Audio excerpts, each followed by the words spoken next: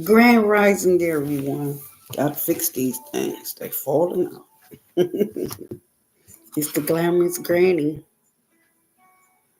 also known as Daily Smith.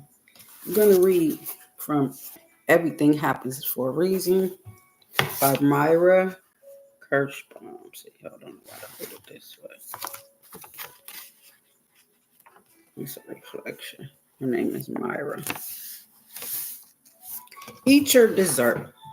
By life changing events, doesn't happen to us to bring us old news. The things that leave us hungry to discover the reason why they are life changing events. They teach us something we haven't known or given us as a gift. We've never gotten before or created an opportunity we've never even conceived of. If we can understand their meaning, that is how negative change gets transformed into positive change. Mm. I keep on, kind of fix. Okay. But of course, it's the lessons we've been blind to that are hardest for us to learn. For many people, enjoying life is a complicated issue, one that touches on deep parts of the self. It brings us worries, one that touches the part of ourselves. It brings up worries. If you're enjoying life, then you're not taking care of business. Hmm. It brings up guilt. You don't deserve to enjoy life. It brings up insecurity. You don't have the inner resources necessary for enjoying life. Somehow, while growing up, you got the wrong message or had the wrong experiences. Let me tell you about Amy, who, as she put it, was 36 with no kids and a bad attitude. Mm. She was a small, sweet looking woman, more like a, car, a character of librarian in her navy blue skirt, white male tailored blouse than the police detective she actually was. It was only when she stood up and started walking around that you could see the steel of authority in her. What happened to Amy? Some disasters unfolded in super slow motion. Uh, that's how it was for her. Amy wanted to be married, have kids, along with having work she cared about. But she had the misfortune of loving a series of men she thought loved her, but all turned out to be jerks. When she talked to them about getting married, they all made it seem as if she was crazy and weak. They kept saying things like they weren't ready to commit. Then they dumped her. How did I get sucked into all this? Amy asked. Maybe whole life, my whole life is based on being able to trust myself. But I can't trust myself. Now knowing that I stayed in these stupid relationships for so long, basically wasted time for no good reason at all.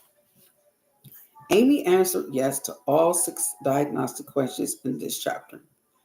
Let's go back to the questions. Let's see. The questions were: deep down, do you feel you don't deserve to have fun? Growing up, did you get the message that life was grim, that work, no play, was the bedrock of existence? Have you always dreamed of really enjoying yourself one day, but never gotten around to doing anything about it? Do people sometimes tell you that you take things too seriously? Yes. Is pleasure something you have to work at? Sometimes.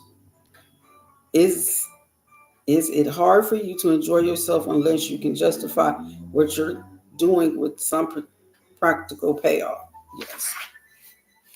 Let's get back to Amy. They kept saying all these things Let me see. But she still did not see how the meaning of what had happened to her could possibly be that she needed to enjoy life more. She didn't even want it to be the meaning to go through what I did just to see that I need to have fun. That seems pretty silly as a reason for going through hell.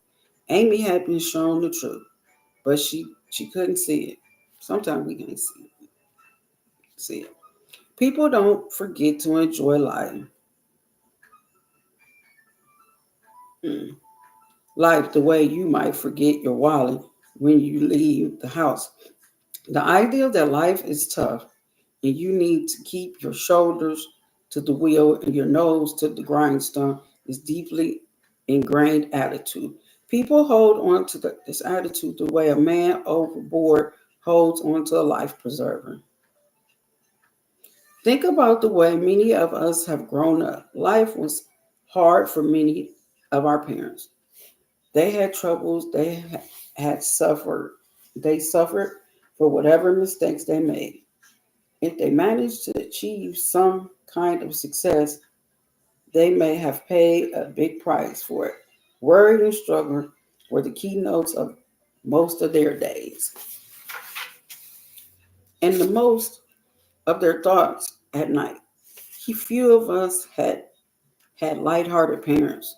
Then we kids show up and kids all about goofing off and having fun. And that's when the anti-fun propaganda starts. Quit fooling around. What do you think this is? A joke? You better buckle down. Deep down, we sense an edge in our parents' voice. They really meant it. They're concerned. They're scared for us. Fun and pleasure are distraction at best. Too often pathways to failure. This is why it's easy for so many of us to miss the fact that the reason something happened is to show us how important it is to enjoy life. We're scared of thinking of life as something to be enjoyed. I knew it would be a challenge to bring Amy to the point where she could see this truth. Let's go through some of the questions again. Is pleasure, enjoyment something you have to work at? For example, everyone can use all the diagnostics questions in this book, not just for diagnostic tools, but as a springboard for thinking about yourself and your life. Oh, absolutely, Amy said. I have a lot of trouble relaxing. I mean, I'll go out for a beer with some people after work and we'll talk, but I'm wanting to talk about work. I don't get I don't get small talk. Sometimes other people start laughing and clowning around and it just makes me feel alone. And at home, I always want to be doing something. Sometimes I'll take a bath to relax. I'll justify it as something that's good for me. Now, what about this? Do you feel you deserve to have fun? Amy was silent for a moment. I think I deserve to have fun, but I don't feel it. Why not? I don't know how to put it. It's like you can eat your dessert when you're finished your meal. I don't feel I've ever finished my meal. There's always something to do. I work in the serious crime unit. What I really feel is that I can start having fun whenever murder's been solved and every missing child's been found. And of course, they're never going to find every missing child. No, they're not. Amy said with sadness in her voice, I was sort of a missing child, or my childhood was missing from me. I never had a birthday party as a kid. One of my roommates wanted to give her a birthday party. I just didn't know how. I mean, I knew that you could get a cake, blow out the candles, and get presents. You go to the store and buy them. But how do you actually make it happen? How do you know when to light the candles, give the gifts? How do you turn into a celebration? and you were learned and you never learned stuff like this. No, no one ever did it for me. It wasn't that. It just wasn't there.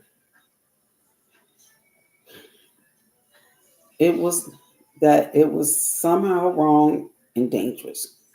It was like it was like life was a loaded gun. You don't play with it. So it must be very hard for you to think that the meaning of what happened is that you have to start enjoying life. You don't know how to do that? Mm-mm. Yeah, and I just don't get the connection between learning to get pleasure from life and wasting a whole bunch of years hooking up with these wrong guys. Come on, Amy. I said, is is it the whole point of being in relationships that you enjoy it? Don't you think you would have put an end to your relationships and all the pain and wasted time if you felt entitled to ask, wait a minute, am I having fun yet? The whole point of what you went through was that if you remember how important it is to enjoy yourself, you're going to save yourself from putting up with an awful lot of painful crap. Amy was silent, her lower lip slightly tucked in like a child. I thought the point was I should have found a way to make my relationships work. No, you got to enjoy the relationships you have with people. If there's no enjoyment, there's no reason being with them. Maybe the sign that they were bad relationships, I said more softly, was that it was always felt like so much work. Everyone who answered yes to the diagnostic questions can see something similar themselves. Whatever it was you went through would have been a lot better. Your life would have been a lot better if extracting every ounce of joy from life had been a high priority for you. Next section. Let me write a pleasure prescription. Amy went to say something that I thought was really striking. Can I confess something? She said. I think part of me doesn't want this to be the meaning of what happened to me because I really don't know what to do about it. This is a part of life where I feel clueless. It's not always easy to apply the lessons of you learn in the cosmic kindergarten. A lot of people are in Amy situations. They get it. They need to kick back and start enjoying. But they think they don't know how to do that. And then they shrug their shoulders and give up. They be like, whatever. Big mistake. Big mistake. Enjoy life. Isn't just the cherry on top of the icing on top of the cake. It's the whole cake. Enjoyment doesn't have to be silly. You might generally enjoy yourself most when you're helping someone in trouble or discovering something in a laboratory, reading a child a bedtime story. But the part of your psyche that motivates you thrives on your enjoying yourself. Enjoyment is the food of motivation. When you don't enjoy yourself, your sense of being motivated gradually withers. If you want to have more genuine pleasure, the first step is to let go of the past. Let go of the past. That's the point. It makes sense that many of us get stuck on being able to let go of the past. But you might say the thing that happened was something bad. What do you do? Just shrug your shoulders and walk away from it? Mm-mm. I know it's difficult, but people who successfully let go of the past stop making a shrine out of whatever happened. And there are a million ways we have of turning our past into shrines. Every therapy can be a shrine like this. It's true that if someone's had a very unhappy childhood, it may be useful to talk to someone and get help. But when this goes on for years and years and years, it becomes clear that moving on is not the goal. This kind of therapy has now become the shrine in which the sad past is worshipped. Let's take a mother who keeps her child's room exactly the same way it was the day he died. She made a shrine of it. She can truly come to believe that there is some meaning in what happened, although no never a justification, of course.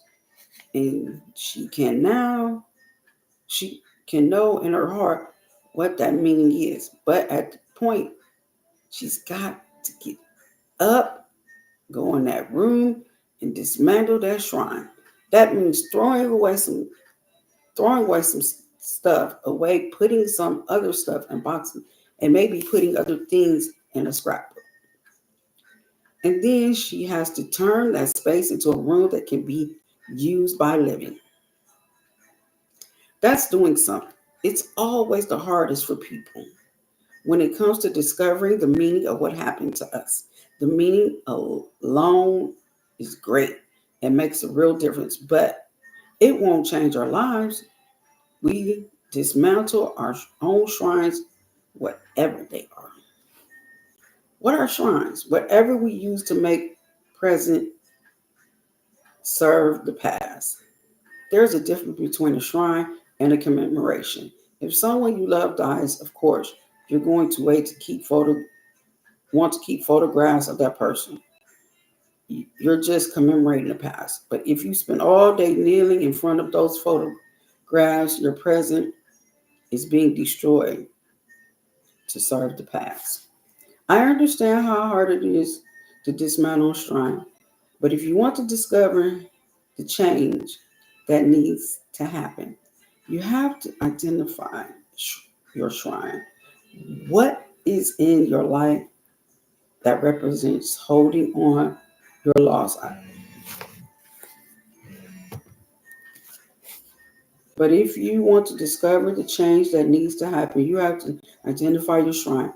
What is it in your life that represents your holding on to your losses? Identify with it, making it a part of who you are. That's your shrine. How do you dismantle it? You do something different. Do anything but what you've been doing. You find a way to live differently. If you've been living in the shrine of your loss, making this change is hard, but you already know what you need to do. After you've let go of the past, you need to move forward strongly into the future. The second step is to identify genuine sources of play and pleasure in your life. You'd have to be pretty grim person not to have these sources. We were all kids once. Even those of us with really tough childhoods can figure out some ways to have fun sometimes. These experiences of pleasure and fun are a real foundation. They're a sense of memories, not buried at all, but just sort of lost, admit in the piles of papers of our mental desks, but they are within arm reach. You can use your ability to work hard and take things seriously, but using your strength to fix your weakness. Your answers to the diagnostic questions tell you that enjoying yourself is medicine for your heart that you need to take to save your life. So write yourself a pleasure prescription. Roll up your sleeves and go to work, putting more enjoyment in your life. A good way to begin is to keep a pleasure diary. If it doesn't have to be a big deal or take much time, the key is tracking the truth about pleasure in your everyday life. Just as there can be a huge difference between the way we think we eat pretty healthy food and the way we actually eat. Wow, I didn't realize I ate so many empty calories. There are usually big, important surprises in store when we see morning to night, at work, at home, alone with other people, week in and week out. How much pleasure there really is in our lives where we actually get it. As you keep your pleasure diary, note some of the following. For the next 7 days, what is the one moment in each day where you got the most true, clear pleasure? Who in your life give you the most pleasure? What kind of pleasure is that? How much time did you spend this week giving yourself pleasure of any kind? What was most disappointing? Where did you get the biggest bang for the buck? What kind of pleasure daydreams come up most of the time for you? Hunt for tiny, fleeting pleasure pointing, if only that pop up in your head. There are thoughts that way. If I could only do that, then I'd really enjoy myself. If I only could do that, then I really can enjoy myself. They will tell you which pleasures are missing in your life. The point is to know anything that hints the possibility of finding more things to enjoy, new ways of enjoying what already exists in your life. No one can teach us how to enjoy life. We can only teach ourselves. And it's important to know that you can teach yourself. You already know a lot about enjoying life, more than you think. And you can build on what you know. Next section. How to change. Everything happens for a reason. There's there are plenty of Amy's in the world. This mindset is very common among immigrant kids like me, for example, or children whose parents have more than their share of worries. It's not that we can't laugh and be happy, it's just that fun doesn't come easily to us.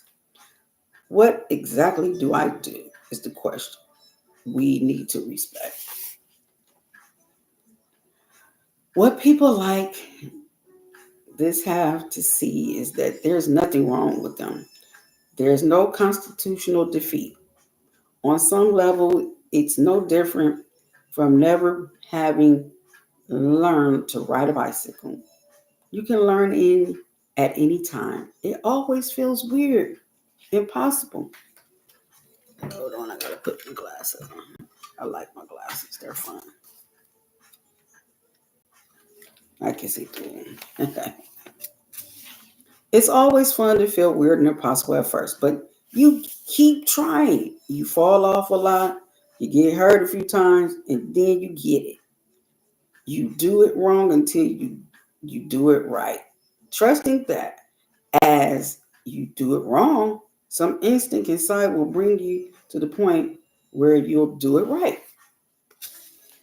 But you have to keep doing it over and over again. This is how change happens for people. Too much of the time we suffer for not understanding this. We mistakenly think of change as feeling differently or on the inside. That's what we look for. That's what we try to make happen. But changing from the inside out is easy. As why don't you try this? Stand up, bend over, grab both ankles. Now lift yourself up. So how'd you do? I'm betting you barely was able to lift yourself more than an inch or so on the floor. Seriously, it's impossible, of course. And it's equally impossible to change yourself from the inside out. Real change happens from the outside in, from the outside to the inside. I know that from my own clinical experiences, research from the work of countless other professionals. And this is good news because we know how to make changes on the outside. No one knows how to reach in and directly make changes on the inside. So here's how you make real changes. First, think about where you want to end up. Where you want to end up. Let's say you were to change a lot. Or where would that take you? How would you know that you changed? What would you see? What would other people see? You're looking for behaviors. Here's specific things you do. Second, Do things that you have a chance of bringing about this change. Take small but meaningful steps in the right direction. Everything that brings you closer to where you want to end up is good. It's more important to do something than to do something perfect. Keep trying things until you get it. For example, let's say you've gotten feedback that you're just not a fun person and you're afraid that is true. You look inside yourself and see someone who's all about responsibility, not fun. All about work, work, work, work, work. But how do you become a fun person? Well, that's if you were a fun person, people would see you doing fun things. So that's what you do. Even though you haven't experienced an interchange, you just try to do all the fun things you can to do to the best of your ability. Third, ignore the fact that in spite of what you're doing, you don't feel you've changed all that much uh, on the inside yet. Four, keep on doing things that you have a chance of bringing about change you want. Finally, one day you'll wake up and you'll realize that you've changed. Finally, your insights will be different because your actions have been different for quite a while. Don't fight it. If you want to change, this is the way to go from outside in. And this is how you change yourself into someone who gets every ounce of pleasure from life. Anyone who found out that learning to enjoy life more was a reason they went through what they did should accept that reconnecting with the pleasure instinct will take time. But hey, poor you, having to try many different things to have as much fun as possible. Some of the pleasurable things you do will really be quite enjoyable. Keep doing them. Here's a little tip. Maybe you know someone who really knows how to enjoy life, or you can imagine someone like that. Let's call that person Pat. Let Pat be your internal fun guide. You find you have a whole Sunday with nothing to do. You were going to spend the day doing chores. Instead, imagine what Pat would do. Pat would know what's fun. Do that. A good point in this chapter is you do it wrong until you do it right. Trusting that you'll do it wrong, some instincts will bring you to the right point where you'll do it right. But you have to keep doing it to get over, over and over again. We read, let me write you a pleasure prescription. Today, enjoy. Everything happens for a reason. Write yourself a pleasure prescription on what things to enjoy. Not only that, I read about uh, uh, how to change. Let me write you a pleasure prescription. Find things, just be the kid in you. Find the kid in you today. I told you how to change it. Let's see. What do we have here? Trust yourself. Trust yourself. You know more than you think you do. Trust yourself. You know more than you think you do. Everything happens for a reason. Peace. Enjoy life. Don't waste time.